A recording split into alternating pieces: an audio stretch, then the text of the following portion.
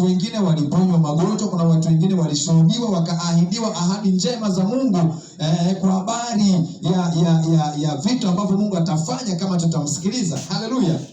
Sasa haijalishi kile kitu ambacho Mungu alikitumia kukuleta ndani ya Kristo. Inawezekana ni rafiki yako alikukaribisha, inawezekana ulipita mahali ukasikia tu msukumo wa kuja katika sehemu wanazomuita Yesu na kumwabudu. Vyovyote vile haijalishi, lakini chochote kilichokuleta kwa Kristo kilitumika kama means, kama kitu kilichokuvuta kwa Mungu. Lakini vyovyote vile, iwe ni ugonjwa, iwe ni changamoto, iwe ulifeli masomo, iwe ulikuwa ulikaribishwa, chochote kile kilichotumika, Biblia inasema, je, hamjui ya kwamba wema wa Mungu huwavuta ili mpate kutubu? Yaani chochote, iwe ulipata ugonjwa, iwe ulikuwa ulifeli shule, ulifukuzwa kazi, uliachwa na mume wako, chochote kilichokupata kwenye maisha yako kikakufanya ukamtafute Mungu, hicho kitu kilikuwa ni wema wa Mungu kwenye maisha yako. Haleluya. Ili upate kutubu. Yaani ulikuwa ni wema wa Mungu unakuvuta kwake ili upate kutubu. Lakini kwa nini Mungu alituita? Sasa ndio nataka tukajifunze asubuhi hii ya leo. Na kichwa chetu tutasoma nimekipa kwamba wito wenye kusudi. Yaani Mungu alitumia zile changamoto zenye alizozitumia kutuvuta kwake ili tuje tulitimize kusudi lake. Kama unaamini hapo, hebu mpigie Yesu makofi kidogo kabla sijaendelea. Haleluya. Bwana asifiwe sana. Wangapi wananiamini asubuhi ya leo? Bwana asifiwe sana. Kwa hiyo nataka tukatafakari. Biblia inasema kwenye kitabu cha Warumi 8 na mstari wake wa 28 ya kwamba nasi tunajua katika mambo yote, sio baadhi, yote ukiyajumlisha yanayotokea kwenye maisha yako, yawe ni mazuri au ni mabaya, Biblia inasema yote yanafanya kazi kwa ajili ya kutupatia mema. Yaani ni Mungu anafanya kazi pamoja na sisi kwa ajili ya kutupatia nini wapendwa? Kwa ajili ya kutupatia mema. Haleluya. Na Biblia inanitia moyo sana ikisema hapo, ngoja nirudie tena hapo kwenye mstari wa 28, kipengele pale kinachowale anasema kazi pamoja na wale wampendao. Nasi twajua ya kuwa katika mambo yote Mungu hufanya kazi. Haleluya. Kwa Mungu anafanya kazi pamoja na sisi. Haleluya. Napenda sana hapo. Kwa kumbe kila siku, yani watu wengi wanafikiri Mungu huwa anafanya kazi na sisi wakati tunahubiri, wakati tunasifu na kuabudu, wakati tuko mitaani tunafanya uinjilisti, wakati tuko kwenye umisheni, wakati tupo kule kanisani. Lakini nataka nikuhakikishia asubuhi hii ya leo, hata kama uko hapa unauza genge, uko hapa unafanya biashara, popote pale, upo Kariakoo au uko ofisini umeajiriwa unafanya kazi, iwe upo kwenye sekta au kwenye faculty yoyote ile unayofanya kazi, nataka nikuhakikishie ni Mungu yuko pamoja na wewe, anatamani kufanya kazi na sisi. Mungu anapenda sana kushirikiana na sisi hata kwenye kazi zako za ujenzi. Ndio maana leo mimi nimejifunza kwamba Wayahudi ndio watu pekee duniani ambao wanajenga majengo mengi tata duniani. Umeweza kusikia majengo tata? Haleluya. Wanasemaga the sophisticated yani majengo tata maana yake ni majengo ambayo yani ni ngumu kuya design kwenye zile mathematical structure kwenye mambo ya ujenzi. Haleluya. Bwana Yesu asifiwe sana. Wale jamaa wanabuni majengo tata duniani. Wakikaa wakidesign, wale unafikiri ile taasisi yao wamejitengenezea kwamba wanataka kila Mwisraeli ambaye anafanya hizi mambo architects kwa ajili ya kubuni majengo. Haleluya. Na kujenga na kudesign, wanatakiwa wajenge designs ambazo zitawashangaza wanadamu. Amen. Kwa hiyo wanavyojenga yale majengo, lazima mtu uulize hili jengo limejengwa na nani? Hawajengi tu majengo kwa sababu kama hivi tu mtu ameinua amechora mstatili kainua jengo. Hapana. Wana design structure ambayo ni sophisticated, ni impossible. Haleluya. Sasa mambo yote wanayoyafanya ni ya tofauti. Kwa sababu gani? Kwa sababu ndani yao wanaye Mungu. Tunajua Mwisraeli ni Mwisraeli tu, as long as yupo duniani sasa hivi, wapo ndani ya agano la nani? La Mungu, kwa sababu ya baba zao. Hata kama hawamwamini Kristo, still bado wana zile residues za baraka ya Ibrahim kwenye maisha yao. Wao wanamwamini Kristo au hawamwamini. Bwana asifiwe sana. Bwana Yesu asifiwe sana.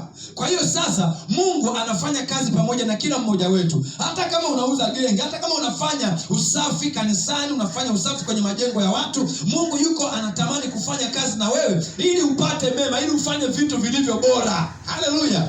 Ukifanya kazi na Mungu unaweza kufanya tu vitu hivi. No, lazima vitu vitakuwa na nini? Vitakuwa bora. Yaani hata kama unafanya huduma ya uinjilisti kama vile sisi tunavyofanya, tunafanya pamoja na Mungu, ndio maana tunapata achievement. Hallelujah. Bwana asifiwe sana.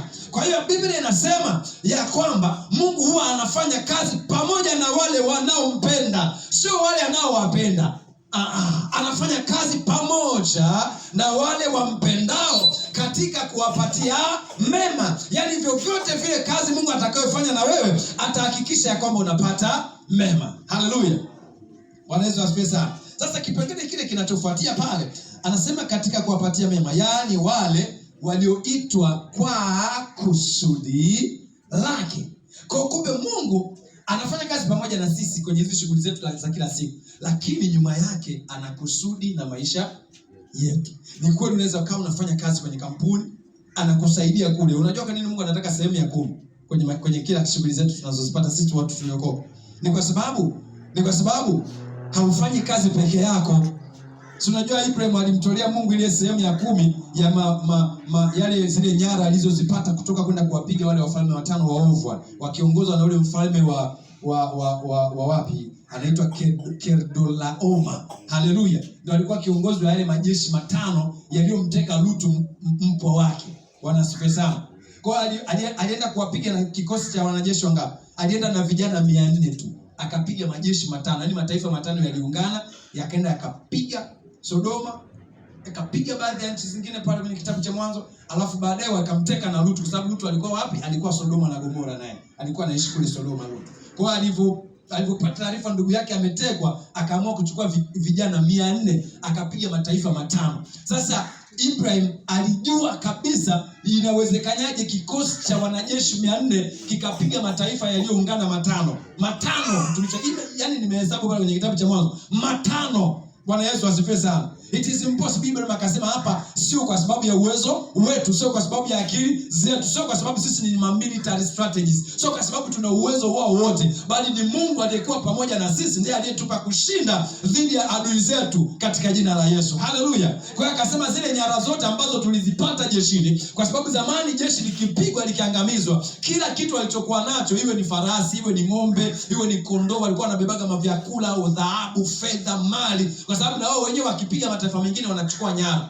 Haleluya. Kwa mfano sasa hivi nikija taifa hapa Tanzania likatupiga, likatuteka nyara, litaingia kule benki kuu, litaichukua ile stock ya dhahabu yote ya taifa, litachukua sijui madini yote ya thamani yaliyopo, rasilimali, magari, kama tuna silaha, kama tuna vyakula, kama tuna hifadhi ya wanyama wazuri, watachukuliwa wote, watapelekwa kwenye ile nchi ya kwao waliotokea. Sasa Ibrahim aliwakuta wana nyara nyingi sana. Bwana Yesu asifiwe sana.